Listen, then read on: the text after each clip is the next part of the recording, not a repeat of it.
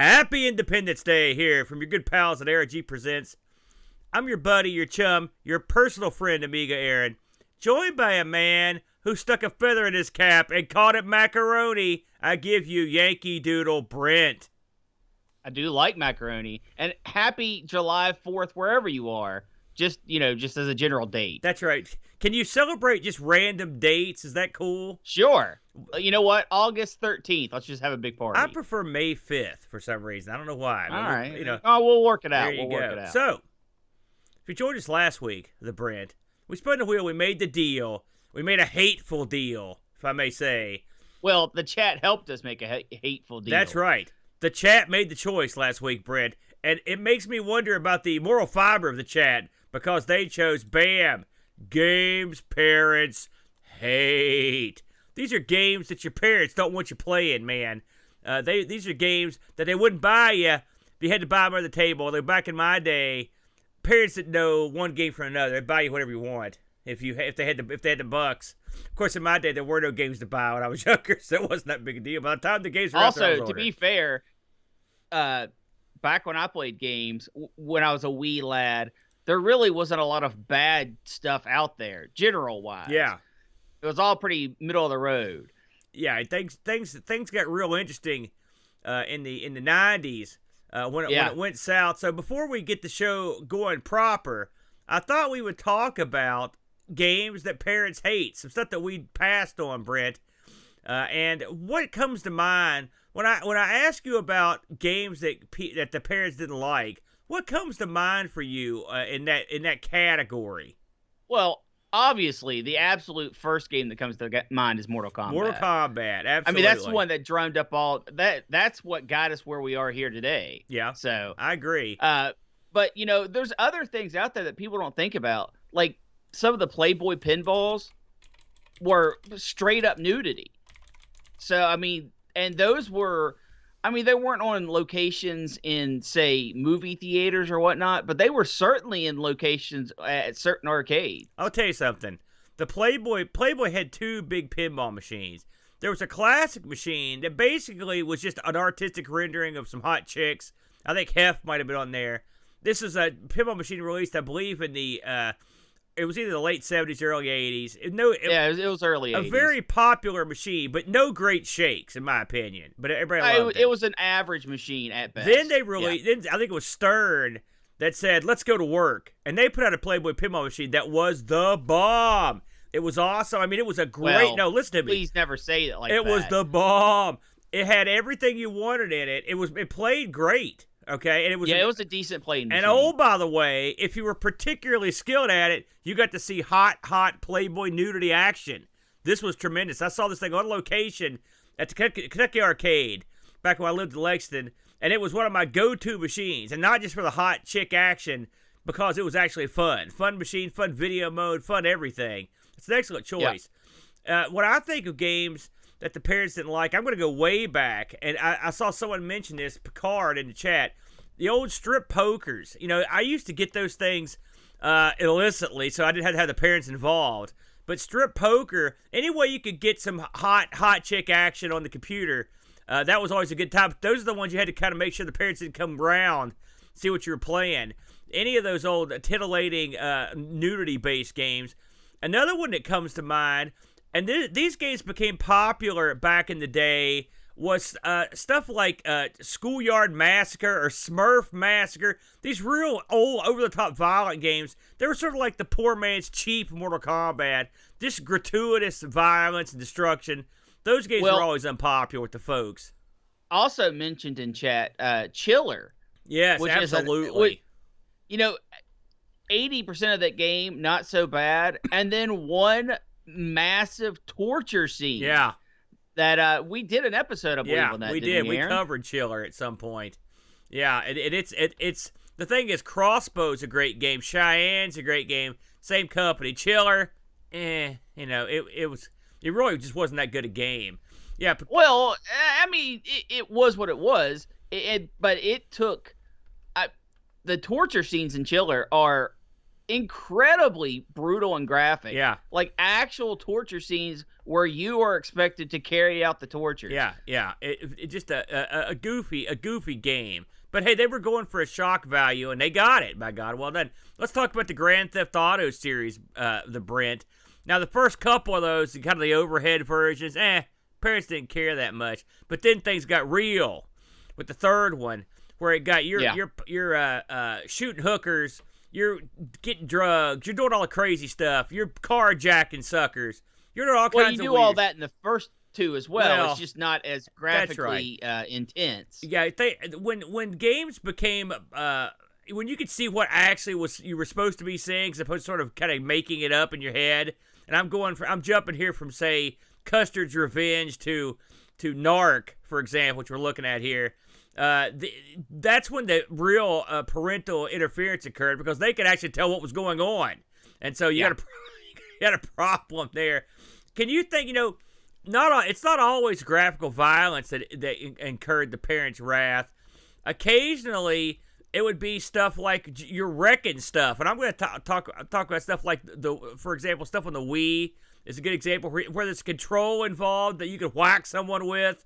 That sort of thing could get out of hand. I can see where the parents get miffed, something like that. Of course, we all know about the old Wii, where you're not wearing the handle and you can throw the thing through your television or whatnot. So I can see where that kind of get the parents irritated as well. Well, I mean, from our own personal experience, the Power Pad for the NES. Oh God, yes, that was annoying. I can imagine. Yeah, you could run on it, sure, right? Yeah, but that's slow and tired and no good. But if you got on your hands and knees and just pounded it like huge giant buttons, that got us in trouble a couple times. I remember distinctly getting in trouble for doing that because it was so loud and brutal. L. Curtis Boyle mentioned something here, and I had to laugh because I thought of an instance where this actually happened. X-rated text adventures. These were a thing, believe it or not, back in the day. And I distinctly remember coming across one of these on the Coco and being interested, titillated to it. But I thought to myself, I got to be careful here because we had the Coco right there in the living room, and I remember the old man sitting in his rocking chair, in his old easy chair with the paper out, and here I am looking at XXX text on the Coco. You got to be careful when you do that sort of thing. Even the BBS scene had stuff that was the door games. Yeah, had a lot of that kind of stuff. Yeah, like pimp wars, drug wars, that sort of stuff. So yeah, that's crazy to think about. All these are games that the parents would not go for. So with that theme in mind, the Brent, it was our task to come up with a couple games that we knew the parents wouldn't dig, or we had evidence that they wouldn't dig. And I will let you lead the dance. And we really did go in two different directions this week, and I like them both. What did you come up with? Absolutely. I went the more not what's on screen, but what's happening in your living room. And I went with Donkey Konga. Of course, originally for the GameCube, came out 2003 in Japan, hit stateside and the rest of the world in 2004. And for those that aren't familiar, this was pre-Rock Band, pre-Guitar Hero, at least at home. They did have arcade ports of those games at the time, at least Rock Band. But this, you are to use a set of bongo controllers and play rhythm games with them. And it worked around a Donkey Kong theme, which is one reason why it became so incredibly popular at the time. And you had bongos. And the bongos themselves just worked as buttons. They didn't actually make a bongo type noise when you hit them. But what they did do was produce enough of a thud to get the attention when you're slamming on these things over and over, as you're supposed to do. Plus, the game had a microphone in the middle of the bongos that the game would require you to clap. And sometimes it would have you clap just over and over and over. So it was an instant noise factory, right? And what makes this even better well, better for us, not so good for the poor folks trying to sleep in the next room, is you could actually have 4 bongo sets connected at the same time to the same system playing 4-player Donkey Konga. And it was we unfortunately we never had 4 sets when I was a kid. I never owned the game myself, actually. It was one that my friends owned at the time. We had 2 sets of bongos. And you can play this with a controller, but who's going to do that, right? So we had 2 sets of bongos sitting around the living room, and we would fire up some music. And the music is actually different depending on what region you're in. But here in the U.S., you have a few of your like children's melodies, all that freeware, no copyright music. And then you had a few Nintendo songs, like DK Rap, probably the most popular song on the entire game. Horrible. But you also from a non-licensed perspective. And then you had stuff like Louie Louie or On the Road Again from Willie Nelson, or like, Right Here, Right Now by Jesus Jones, Rock Lobster from the B-52s, actual music, not played by the actual band, by the way, but actual music that you would just beat the heck out of the drums. And it had an interesting progression, right? Because, of course, some songs were harder than others. And when they were harder, it was more rhythm-based than it was anything else. But you could actually unlock more difficult versions of the songs where you would just continuously, for 4 or 5 minutes, pound on these drums, clap your hands, go completely nuts. And it was just a noise fest. Absolute noise fest. If you were, which to do that, right? So now you're making all this noise with the drums and your hand clapping. So now you've got to crank the television up to 11 to try to hear the actual game. So it's absolute just blistering noise for 5 minutes at a time. The way Donkey Konga is played, for those who don't know, is you are given different symbols that scroll left to right on the screen, or actually right to left. Left to right. One of those. And you either have a yellow symbol, which signifies hitting the left drum, a red symbol signifying hitting the right drum, a pink symbol symbolizing both drums, or a little starburst symbolizing a clap. Very simple gameplay. If you've ever played Rock Band or dozens of other rhythm games, you know exactly how it works. Except that they have sections which are just long bars of either one drum or the pink, which is both drums, in which you are just expected to pound the drums as quickly as possible, gaining more points the more you hit them. You wrap all this together, and then you put 4 drums going at the same time. Absolute lunacy. Aaron, did you ever play this back in the day when it was popular? No, God no. I'd heard of this thing, but I'd never played it. It's funny. I was telling Brent, I actually own the bongos for this, but I don't actually have this game. The what I've got was would you call it the sequel to this game? Oh, well, this game, Donkey Konga actually had 2 direct sequels. Donkey Konga 2, and in Japan they got Donkey Konga 3, okay, which is just more rhythm games. They also released a game called Jungle Beat. Yes, that's the one I've got. Yeah, that is actually like a platformer. It goes a completely different direction, and while you still beat on the drums and do the clapping and whatnot, it's not nearly as chaotic as Donkey Konga is. There's more, you have to be a lot more skillful. Now, you do jump on enemies and beat them down by repeatedly hitting the drums. So those sections are absolute noise fest.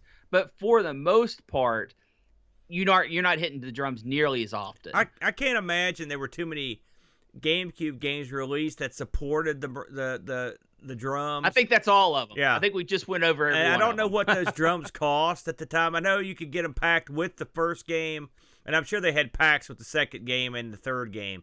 Well, you could buy them individually. Yeah. And I think it costs about the same as a controller would cost. Uh-huh. And your first purchase came with the game and the controller, both. It's funny because, like I said, I've got a pair of these. I was going to try to dig them up, but I've got no idea where I've stashed them because I didn't want to get rid of them.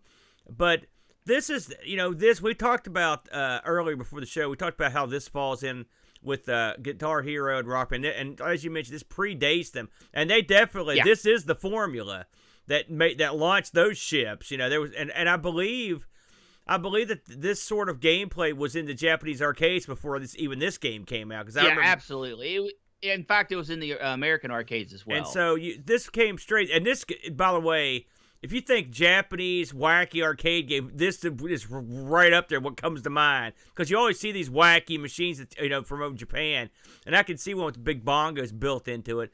I had to rig this up to play it, so I didn't have the bongos to play with, but I did just use the keyboard to play it. And the thing about it is, it works. It's fun. When you've played something like a Rock Band, this is a lot more simplistic. In fact, if you look at it, you almost would think to yourself, this is such a simplistic game. It's barely something it's a game you could release, but you couldn't release a game like this now because there wouldn't be enough to it. The fact that you can play 4 players is cool. That's a real neat angle. But the thought of having to pick up 4 sets of these bongos, this thing's probably, that'd cost you some bucks. I mean, you're going into that sort of, you're going into that land of where you're paying big money for a game that you might play occasionally, and then you've got to store all those bongos. So I can't imagine having 4 sets of these sitting around. This probably also goes in, this is the first delving into the land of the plastic instruments that are filling up landfills and Goodwills all over the country. Now I don't think I've ever seen any of these. I picked mine up in some sort of deal, to be honest with you. I don't exactly remember where I got mine.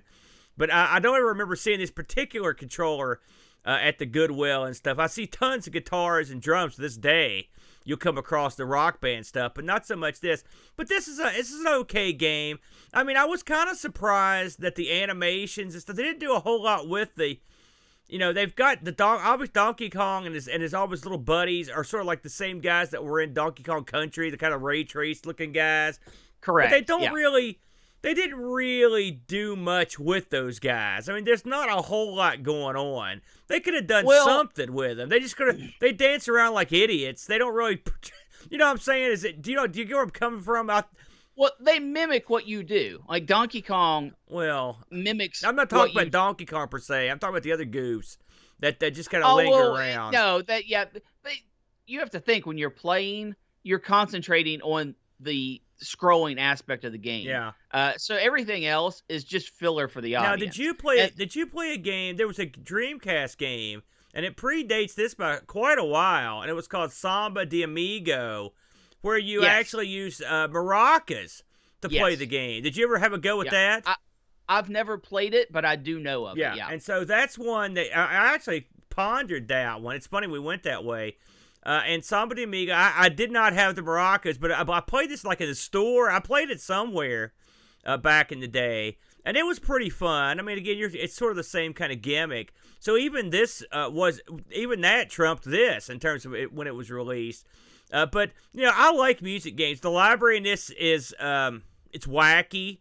It's all over the map. It is. You've got there's a Queen song in there. They've got Wild Thing, bunch of crazy stuff. But this is something you could set your kid down in front of and just let him wail on the thing. But as a parent, this would at Christmas time, when your kid gets Christmas gifts. I know your kid's a little bit older, but my kid, he would get, and so his aunts and stuff would get him these Christmas gifts, and the gifts would be stuff like real loud laser guns that fire realistic sound effects and light up, or stuff where he has to. Anything you get that's real loud and annoying, you look at that aunt like you want to kill them. You know what I mean? Yeah. And that's so. If I was going to give someone this game for Christmas, I could see where the parent would want to pound me with a hammer.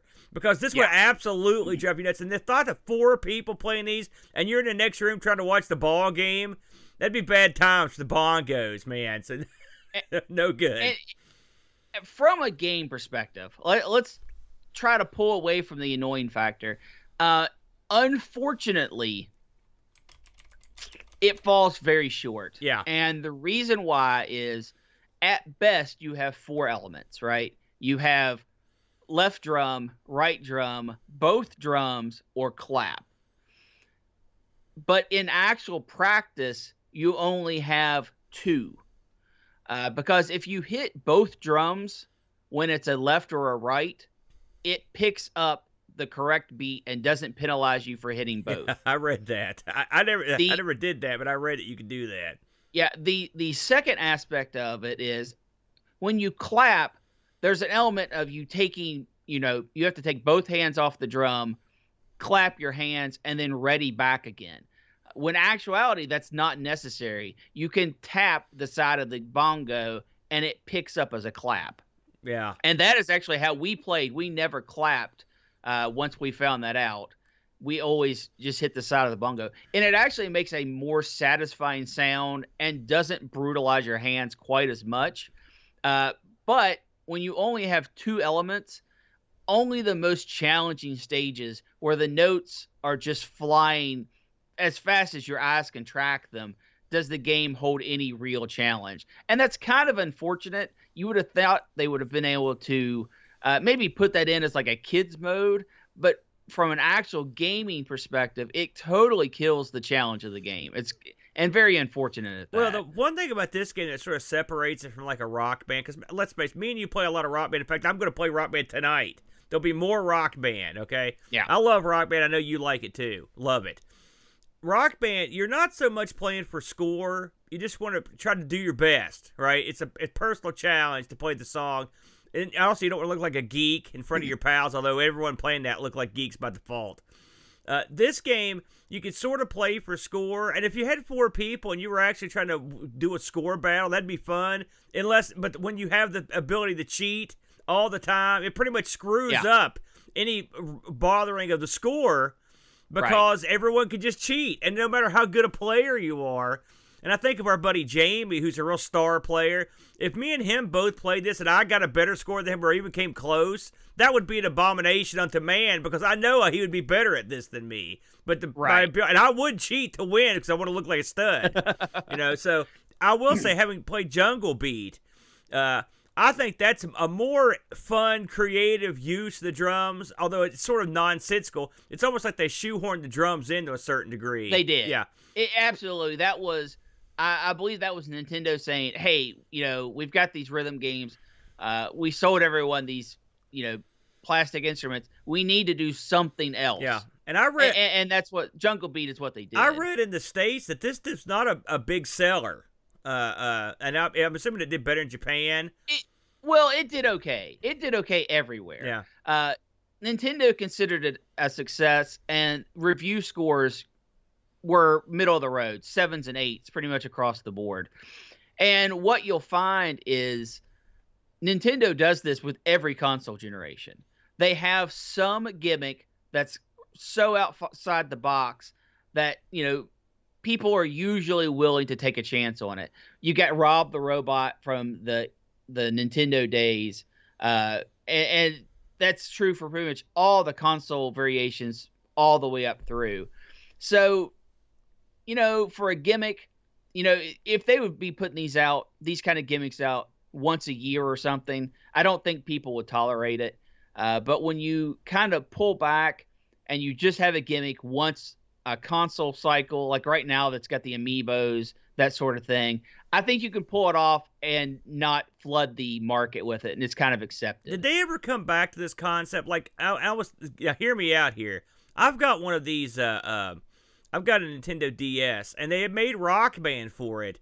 And they made this little attachment that had buttons on it. You could play Rock Band on your disc. Did they ever do something like that? Guitar Hero. Did they ever do something like that with Hero. Donkey Konga? Yeah, it was for Guitar Hero, yeah. No, they didn't. Not that I'm aware of. So they've never came back to this one, eh? I'm not surprised. No, I mean, and they never do. Yeah. They have their concepts, they have their thing, and then they move on to the next new thing, So I do salute Nintendo for trying to think outside the box. Although this is a Namco game, by the way. Namco's the one that developed this, not Nintendo directly.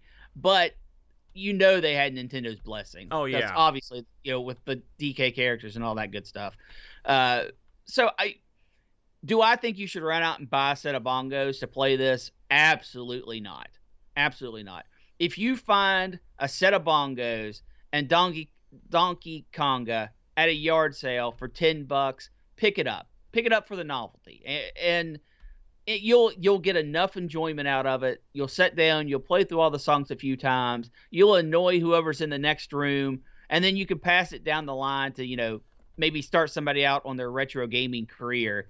Some of the youth of today, but as a game, no, it doesn't hold up, and it's certainly not worth emulating because without the bongos, this is absolutely nothing. It's not as fun. I will say, if you're at that yard sale and you pay the $10, just be prepared to store those drums indefinitely because they're big, bulky, plastic, heavy. Oh, they're not that big. They're big enough to be. They're big enough to have to store. That's all I'm saying.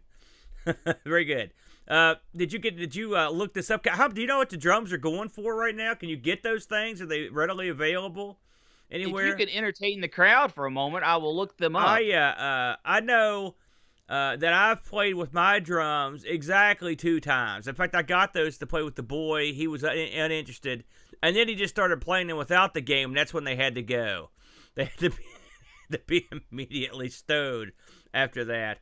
I would be interested to know what kind of games that the Japanese releases got as well, because I bet they had some pretty wacky songs. But I would wonder if they, in Japan, there's a drumming tradition. There's a traditional form of music, and it would be kind of neat if they could have mixed some of that stuff in with the Donkey Konga like gameplay elements.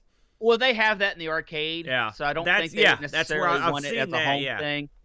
But you can pick these up anywhere from $20 to $30. Depending on condition and if it comes with a game or not. No kidding. Not kidding. Well, that's not bad. Pretty cheap. Well done to Brent. Nice work.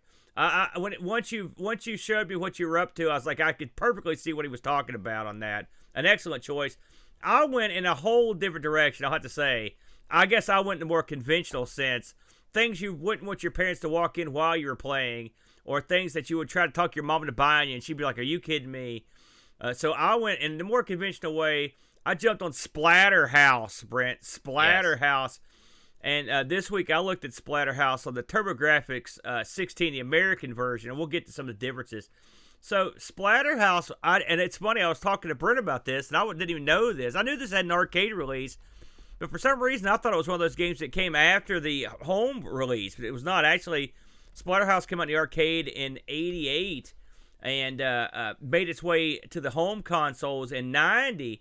Now, here's something that's kind of funny. This game was developed by the same company that developed Donkey Konga, Namco Limited. So what are the odds of that, Brent, that both our games were developed by Namco Limited? Now, Namco Limited had a huge horizon of games that they put together, but these are 2 games that are completely from different genres, totally different in every way. With these 2 almost the exact same game. Yeah. You just copied me. You are hitting stuff. I guess that's sort of the same. So this was released, and again, I'm going to look at the TurboGrafx version, but this got released with the TurboGrafx and the PC Engine. There are differences out of the PC Engine version in Japan. Eventually, this came out in a lot of stuff, but at first it didn't come out in that much. It was just those 2, plus the FM Towns, our old friend, the FM Towns. Nowadays, you can play Splatterhouse pretty much anywhere you want. It's on some of the museum collections. PSP, Vita, Wii, Windows. This also had one of the initial releases. This was also for the PC, which I was kind of surprised to see. Again, this was released in 1990. And what you're doing in this game, this is an unusual game. And it's a game that I heard about for years and years, but it's one I didn't give much of the time of day until this week. So this game starts out. And this is the backstory, mind you. There are 2 students at a local college, Rick Taylor and Jennifer Willis. What you talking about, Willis? And you're both parapsychology majors, if you can believe that. So this is a reputable school that they're going to. And they decide to go and spend the night, conduct some experiments in Dr. West's mansion. Now, Dr. West, for the uninitiated or the people that are into horror, if you have ever read the H.P. Lovecraft story, or even seen the movie called The Reanimator, West was the name of the guy who was the Reanimator. He'd bring corpses back to life. And this game does a lot of borrowing from various horror sources. So Rick and Jennifer are supposed to investigate the mansion. As they enter the mansion, the door shuts, Jennifer screams, and she's gone. And Rick wakes up, and he's got to take care of business trying to get her. Now, Rick did not look like a big steroided-up Jason Voorhees when he walked into the mansion, but that's because he wasn't wearing the terror mask, all right? Now, the mask he's wearing in the American version of this is sort of purple, right? In the Japanese release, it's white, like a hockey mask. Well, they didn't want to get sued, okay? Now, according to the docs, this is supposed to be a Mayan, a kind of tribal mask, but we all know what it is. You look like Jason Voorhees from the Friday the 13th movies, and you play effectively. This is the one thing about the game that I never understood, but now that I read the backstory, it gives me some structure for what the heck's going on. Because I always wonder why one evil, hideous creature was going through and wailing on all these other hideous, evil creatures when it seems like they should all get along. But this is why. Once that Rick puts on this tribal mask, he gains the power of a big, mindless serial killer, and he gets to slaughter all these other guys. So I just want to stop you real quick. Yeah. If you don't know the lore, because the game itself doesn't present this lore in this way, it looks just like the opening a scene from Rocky Horror when you've got a guy and a girl running into a big weird mansion while it's raining. Yes, there's a light over at the Frankenstein place. Right. You know what I mean? If Rick started singing in his mask, that's my kind of game. Anyway, so once you get into this house, you realize, again, this is mostly from the backstory, that the house is alive. You know, if you ever seen the movie House, the series of movies where the house is alive, I guess that's sort of the same gimmick. You've got to make your way through 7 violent levels, ultra-violent levels, to rescue Willis before she's killed, or God knows what. Who knows what happens to her. So this is really, underneath all that baloney, okay, this is sort of your classic beat-em-up game, okay? You run through and you wail on stuff, okay? Occasionally you'll come across a weapon. There aren't a ton of weapons in this. There's basically a board or stick, like Hacksaw Duggan. You'll come across a wrench, which I thought was an interesting choice. Like twice, by the way. There's a shotgun. There's also a spear, in here. And so you can use meat cleaver. I forgot about the golden cleaver. Thank you. And so as you go through this, you can just pick these up, and it makes it easier for you to wail on the weird crap that's coming to get you. A lot of the stuff in this game is like, how can I, like a fetusy or slimy, wormy sort of humanoid type stuff. Very Geiger. It actually reminds me of more. Well, I mean, yeah, sort of, but to me, it's more like a Lovecraftian type stuff. But anyway, it goes. There's lots of embryos and stuff. Real weird. Now, you think it's weird to start off, but this game, at the end of every level, you've got your end bosses, right? Now, I've got to say, this game, well, I won't say one thing. When it comes to the end bosses, they didn't phone it in. They've got some bizarre end bosses. So, the first end boss you fight, you go up this ladder, and you appear in this room. In the room is what I can only describe as it's a guy hanging from the ceiling, and there's a room full of leeches or gunk. No, they're like intestine worms. That's right. They look like worms, or almost like shrimp. And you have to, like with teeth, and you have to jump around and kill these. Now, that one thing the game does do is it's a jump scare after you slaughter all these little worms. And by the way, I should mention your attacks. Your Jason Voorhees style character Rick, he can do stuff like he's basically nimble for a roided up killer. He's got jump kicks. He's got like a slide. He can do slide kick, and he can do punches. And he clears a good chunk of the screen when he's doing his jump kick. That's for sure. So anyway, once you get past the leech guy, my personal favorite room is the room on the second floor, and this is what I just call the crazy room of death. Yeah, this is the best part of the game. This is probably an homage to, say, Evil Dead, where the room is attacking you. And at first, The chair in the room attacks you, and then these knives come off the wall and start attacking you. And the whole time the room's like shaking and going crazy. There's a picture of an eyeball on the wall. It keeps bouncing because the room's crazy. Well, it's cursed. And then eventually, yeah, possessed. Once you kill off all the knives that are coming at you, you just punch them. By the way, then the picture comes at you. You got to kill that. I actually thought this was pretty. I did say this is my favorite part of the game right here. This crazy room, and it really is horrific. I mean, the way they present it. And then after it's all said and done, your guy just gets out of the way and the chandelier flops right in the middle of the room. I thought was great. By the way, this is the last end boss I could personally get to. This is as far as I could get. So, and I should say these stages are mostly in the house, but some of them take place like in the sewer, and level 3 takes place like I guess you're out in the courtyard of the house or the back of the mansion. Who knows? It could be one of those crazy houses where a door opens and it's outdoors. This level finds you getting the shotgun, and then you come up against a guy who has this guy. He's got a bag on his head. Okay, he's a huge guy. He's got a bag tied around his head, and his arms have been replaced with double chainsaws. Okay, so I call this guy Double Chainsaw Baghead in my notes, and I think that's an appropriate name for him. Double Chainsaw Baghead is just a big freak. You shoot with the gun, and once you run out of bullets, you sort of kick him. I didn't get this far, so I don't know how tough he is, but I watched video of it. Well, he's very stupid looking. There's a trick to Baghead.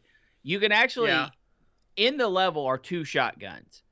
And one is right before the boss. Like it's on the same screen as the boss. Yeah, it's exactly. And the other one you can pick up at the beginning of the level and just don't use it. Use your jump kicks or avoid enemies, so that you'll have 2 guns when you get there. 10 shots, boss dead. Yeah.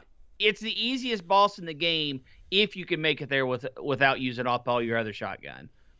And I was disappointed because I almost got to him before I used up all my continues. I wasn't great at this game, but we'll talk about the control here in a second.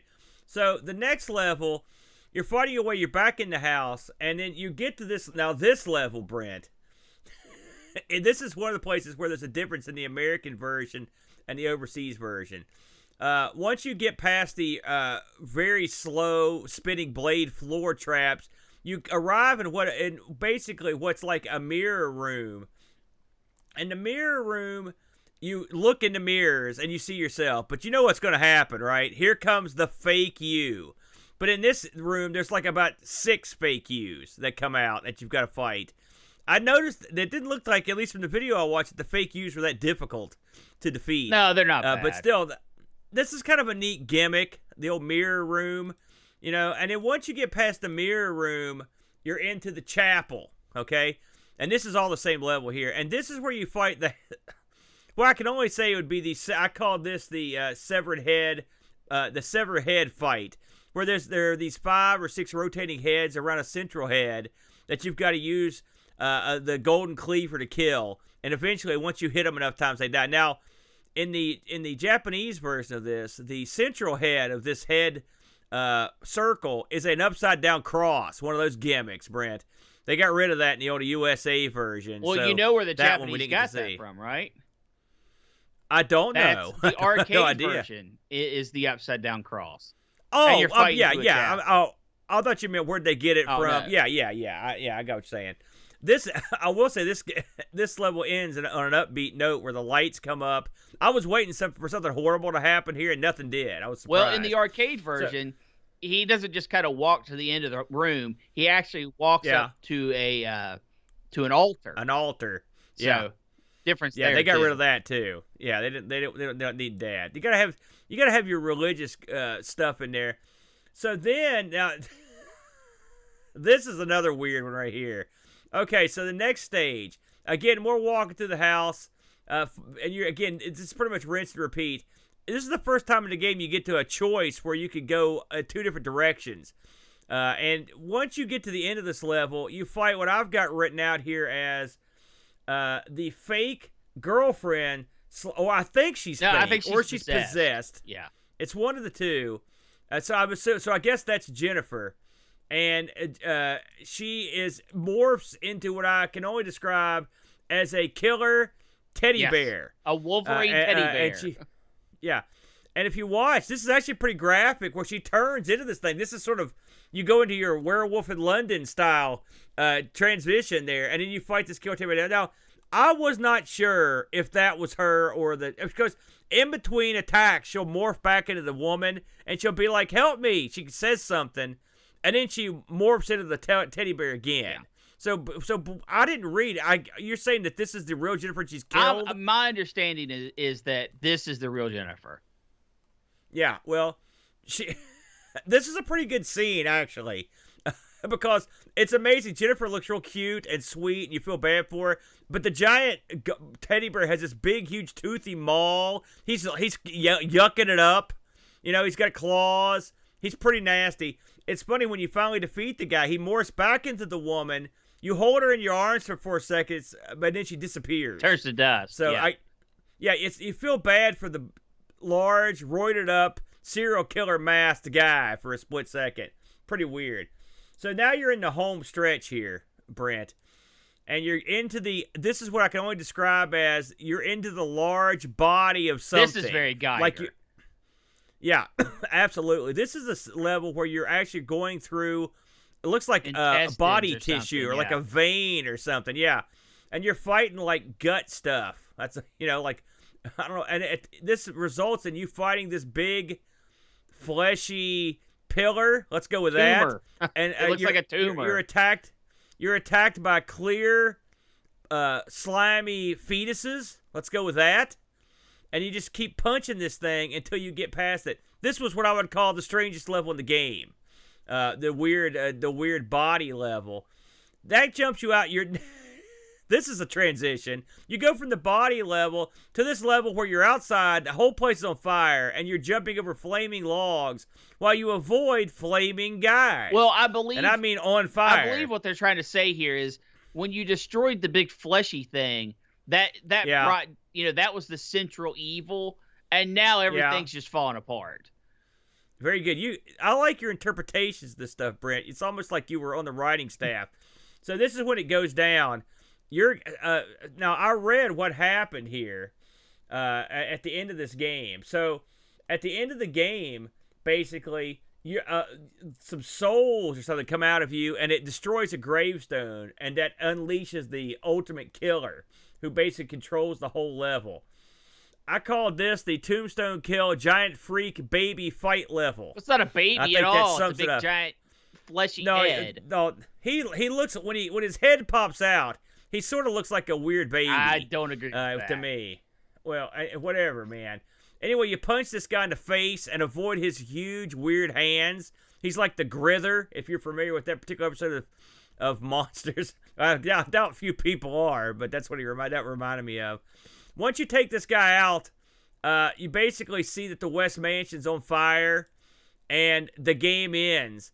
And Docs, I guess, presumably say you get away. Okay, now this game was followed up by several sequels, so clearly the evil was not vanquished forever. Well, if you watch the very end of the credits, because your character basically is freed of the mask at this point, and it shatters. But at the very end of the credits, the mask reforms. Well, I watched the end of these credits, and nothing happened. Yeah, all the way at the end. So, no, I did watch I watched all the way to this video cut out. I didn't see Jack Squad, but I read that happened. Well, maybe it's just the arcade version. It says the terror mask reassembles itself, and there you go. So, what's the takeaway from this game? That's ultra violent, gory. I mean, for its day. With a bunch of weird fetuses and whatnot. Well, the takeaway is Namco took a beat-down concept of the beat-em-up, and they just spiced it up with a bunch of real weird horror-based garbage. Now, do I think this is a great game? I don't. I don't think it's great. I know people love it, and I'm sure when you're a kid, this feels like you're playing something you're not supposed to, and that makes it a big deal. But as an adult, I felt like I was playing something dumb that looked dumb. But I know some people love this game. And I haven't played any of the sequels, and I didn't hate it. I think that's harsh. I didn't hate it. I didn't hate the game. I mean, it looks okay. I did have a turn on the arcade. I mean, it's a pretty good rendition of the arcade. I will say, from what I read, the FM Towns version is like almost pixel perfect to the arcade. It was the one that they did like a top shelf job. But I sure as heck wasn't going to try to emulate the FM Towns again. I'm not that dedicated. But I mean, I think this is an okay game. I don't think it's any great shakes. Is it better than, say, something like a Final Fight or something? No way.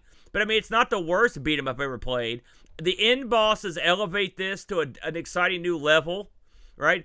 The music in this, that's good timing. The music in this is good. The graphics are pretty good. They're gross when they need to be gross.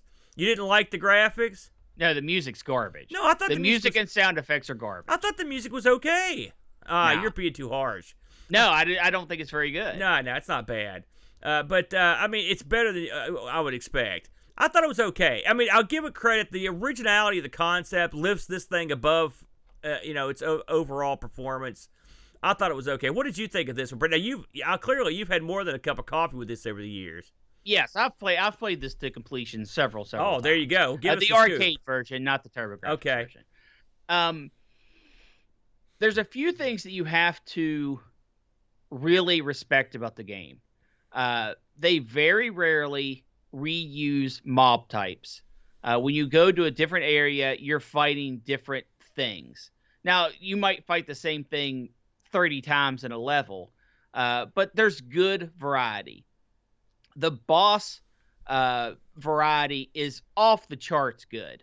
The room where you're actually fighting the room is just fantastically done. It takes all the horror elements of a possessed room, of the room shaking, the things falling off the wall. The setup before you even start fighting is magnificent.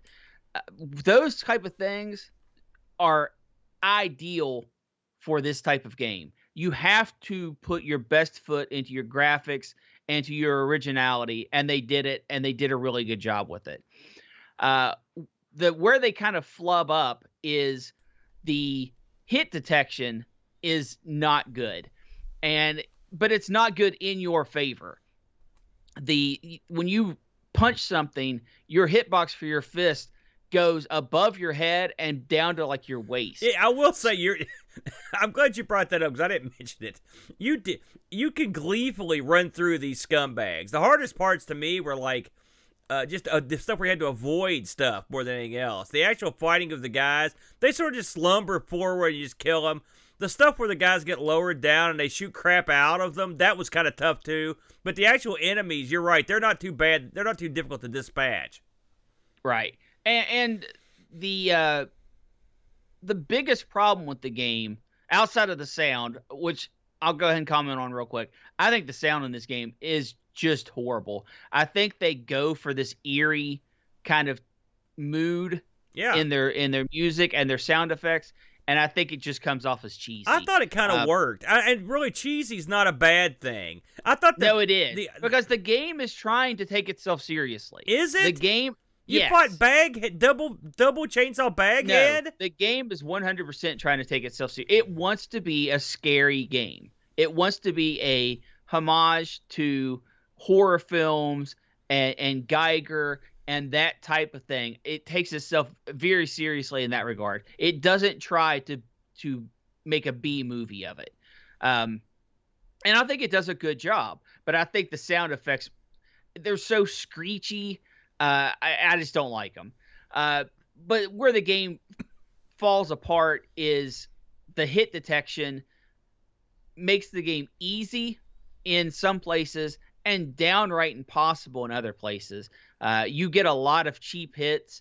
Enemies are obviously designed to come from behind at the absolute worst times, and that's fine. I mean, that's what gives the game its difficulty.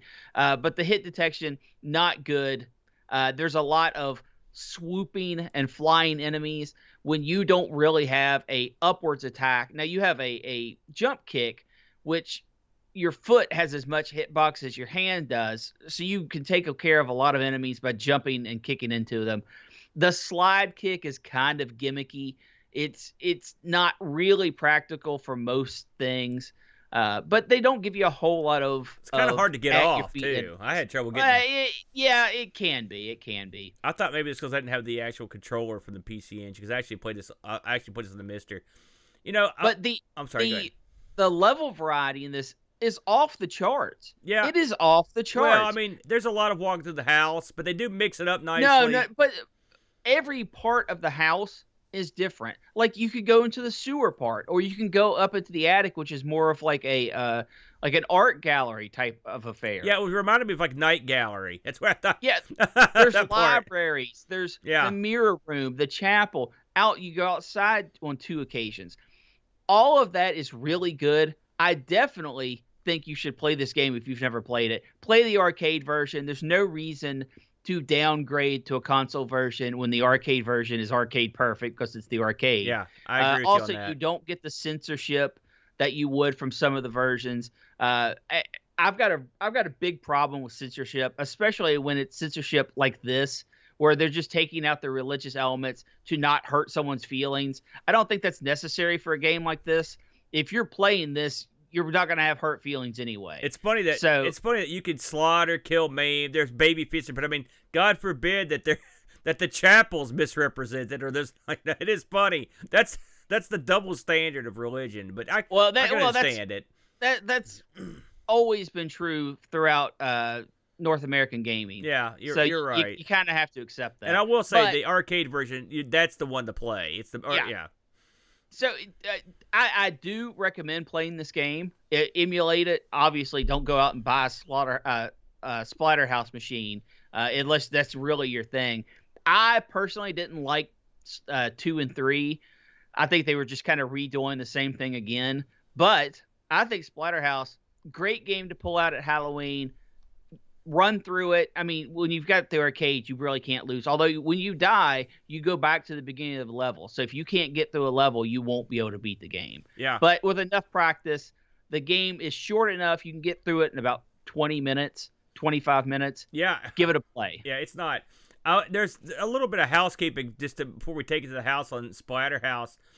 This game allegedly was the first game that had like a parent's warning on the front, or a warning. But the warning's kind of funny if you read it. It basically says the horrifying theme of this game may be inappropriate for young children and cowards.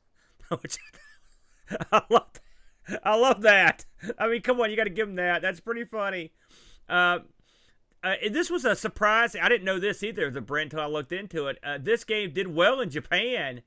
According to Game Machine, which is the Japanese sort of the arcade manufacturer's guide over there, this was according to this, in December of '88, this was listed as the 6th most popular game at the time. So at least at some point it sold well somewhere. I can say I never saw this at any arcade in America. Did you ever see it anywhere? I didn't either. I never. But I mean, it got 2 sequels, so that's. I mean, it did well. Did it get? Those were arcade sequels. Well, it had sequels. That's what matters. Yeah. I looked up. There's also a cutesy Nintendo version. I think it's Nintendo. Yeah. It's a knockoff. Game. Yeah, it's like a parody. There's also, I looked up some reviews on the TurboGrafx version of this, because there were lots of them. One Up gave this 84 out of 100. EGM back in August of '90 gave this 32 out of 40. Not bad. Retro, it gave it 8 out of 10. Video Game Den, 4 out of 5 stars. You can see the trend here. A lot of these reviews were going for between 70 and 80%, which, I'd say that's okay. That's not bad. I think that's fair. Yeah, I'd say that's okay. The parody Brent was mentioning is called Splatterhouse Wanpaku Graffiti. So if you're interested in looking at that, for whatever reason. Now get this, I did check this out on eBay. And I thought this might go for a few bucks, and by God, I was right.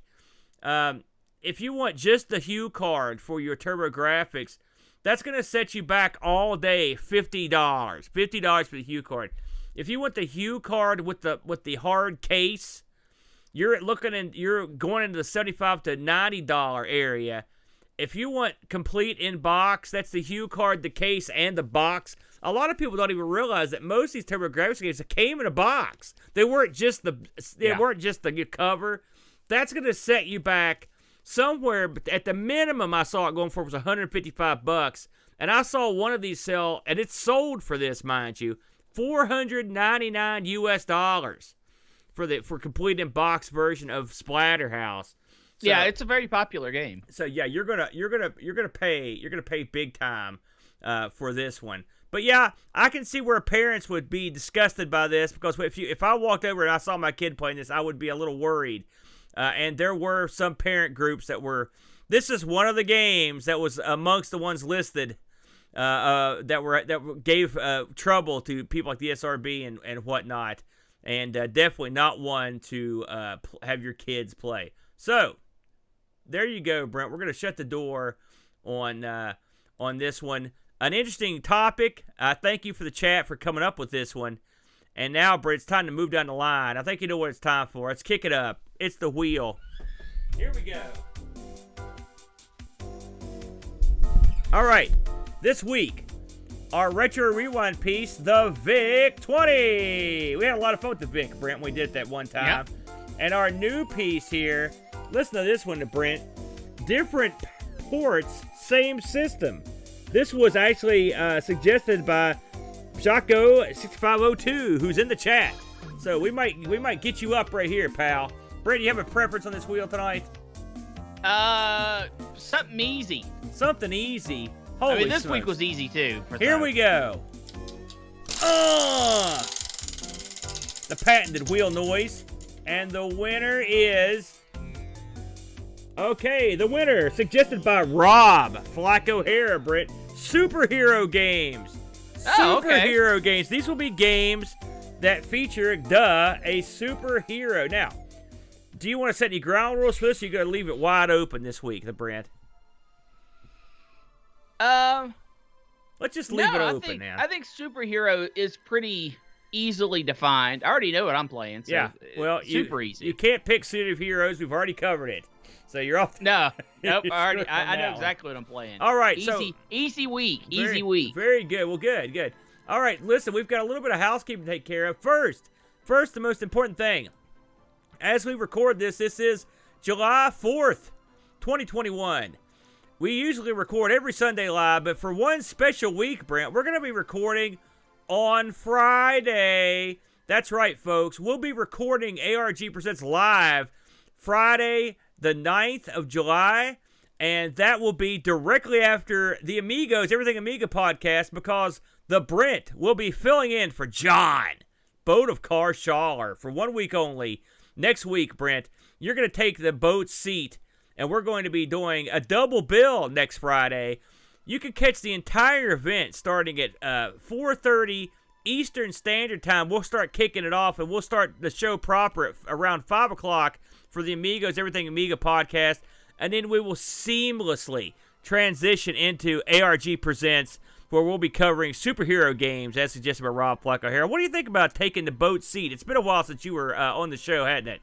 It is. It's been a little while, but I'm always eager to look at a good Amiga game or whatever we're playing this week. Yeah, absolutely. It should be a lot of fun. And it's funny, this week on Amigos, Everything Amiga podcast, I suggested the game we're playing, which is called Fly Harder. And it's funny because Boat said, congratulations, your suggestion got through. I'm like, great, what is it? He goes, Fly Harder. And I looked at him because I couldn't remember it. So this was a game I played on stream one time, and I heard it was great. And so we're going to play it. Although people are canning it already. Someone in the chat's already canning it. Mitsuyama, give it a break. Come on, it's going to be great. So anyway, again, to reiterate, that's Friday. We will be doing a double bill Friday, the 9th of July, starting at 4:30, around 4:30 to 5 p.m. Myself and the Brent will be doing Amigos, and we will then be doing ARG Presents, so it should be a good time. Next on the docket, Brent, the time draws near, my friend. July 24th, 2021 will be when it goes down. It's Amigathon 2021. Join such luminaries as Amiga Bill, Acid High, Dan Ravi, Kim Justice, Tin Mark, Control Art Reese. Will be all converging for Amigathon 2021. 12 big hours of hot Amiga action where you can donate a few bucks to the Children's Miracle Network, Brent. Easy as pie. You can start donating right now at Amigathon.com. Please get your donation in today or whenever, and all money goes directly to the children at the Children's Miracle Network. Yeah, I'll make sure they don't get to touch it, guys. Yeah. Straight to the charity. Yeah, we don't touch it. I don't want to get involved in that. Then, now wait, it gets better. Because myself, you, the boat, we're going to be, and all the people I mentioned, we're going to be running the show for 12 hours there.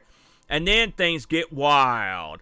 Because for the next 12 hours of Amigathon, from 8 p.m. Eastern Standard Time to 8 a.m., some of the best streamers around are going to take the helm and do 12 more hours of hot streaming action. So far, signed on, we have Rob Flack O'Hara. We have Stevie Strove from Coco Talk will be doing an hour.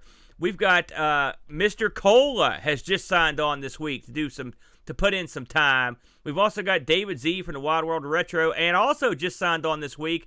Those guys are crazy. They're insane. It's the TeamSpeak regulars are going to run an hour of Amigathon. That's going to be interesting. In fact, I might crash the party and get in on some of that myself. That should be a lot of fun. So this will be a great time. 12 hours of our local streamers that are going to get some in, all to raise money for Children's Miracle Network.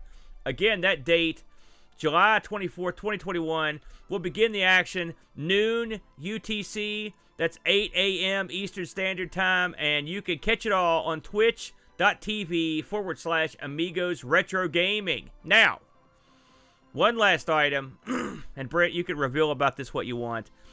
We will not be running ARG Presents that weekend, but we will, in fact, be running what? I don't know. Would you stop that? I have no idea what you're talking about. We probably won't have anything on that weekend. We'll probably just be running Amiga. We'll have something for everybody. Are you killing me? Hanging me out to dry. I knew you knew something was going on. So anyway, that should be a lot of fun, and we will have more in the coming days and weeks. So Brent, anything you need to say before we take this to the house? New supporter video going off after the show. Aaron, we are up to 28 supporters, and I want to thank each and every one of them for their generosity. It really helps keep us going here, and the money is going as it almost always does. I will admit sometimes I will splurge and buy myself a burger or 6, but that money is going right back into the show to get some equipment, to do some outside stuff that I'm looking really forward to, and I hope everyone enjoys. I can't believe you spent all that money to hire someone to paint that Donkey Kong mural that's directly behind you. That's a good job right there. So anyway, they did good work. Yeah, they did. It's amazing that beautiful thing's behind you. Disgusting. So let's take it to the house, Brent. Another fun week. Thanks everybody for joining us. Thanks everybody in chat. We had a big crowd today, and we will catch you guys again on Friday. Until then, annoy your parents. Thanks for joining us today. Hello to all of our YouTube subscribers and Twitch followers. Duncan Styles, thank you for your vector graphics. Barkdick, thank you for your amazing music. Would you like to help keep ARG spinning for as little as $1 a month? You can do so at patreon.com/ARG Presents, just like these fantastic folks. Paco6502, Kevin, Bean, Super Tech Boy, David, Terrence, Mr. B, Z9K9, Jerry Dennington, John Frankman, Westroalgae, Andy Jones, Dave Velociraptor, Andy Craig, Rob Flack O'Hara, Jason Warnes, Mitsuyama, Chris Fools, Bernhard Lucas, Steve Rasmussen, Frodo NL, The Slow Norris, John Schaller, Carrie Heather, Terry Howard, Anthony Jarvis, Olaf Hope, Rolo, Roshi, and Graham W. Vecchi. They all have access to our Discord channel, their names called out in the credits, and early access to special videos. And you could too. Don't want to explain another credit card bill? That's okay too. You can help us out by leaving us a positive review on Spotify or Apple iTunes. We record live every Sunday, 10 a.m. EDT on Twitch. Hope to see you there.